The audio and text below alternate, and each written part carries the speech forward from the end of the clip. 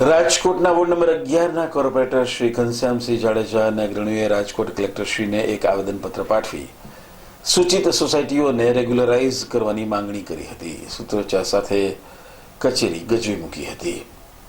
30-35 વર્ષથી રહેવાસીઓ આ વિસ્તારમાં રહે છે. બાંધકામ કે રિનોવેશન પણ કરી શકાતું નથી. ટેક્સ ભરવા પણ તેઓ તૈયાર હોવાનું જણાવ્યું હતું. આવેદનપત્ર પાઠવવા જયાબેન ટાંક, ગાયત્રીબેન ભટ્ટ તથા 100 થી 150 રહેવાસીઓ જોડાયા હતા. અહેવાલ લલિત વ્યાસ. કલેક્ટર સાહેબને આવેદન દેવા આવ્યા છીએ સૂચિત સોસાયટીઓને રેગ્યુલાઇઝ કરી દેવા માટે, કે જે ભય ઓથાર હેઠળ રહે છે સોસાયટીના લોકો, એને એક પોતિકાનું ઘર મળે અને એક દસ્તાવેજી પુરાવો મળે.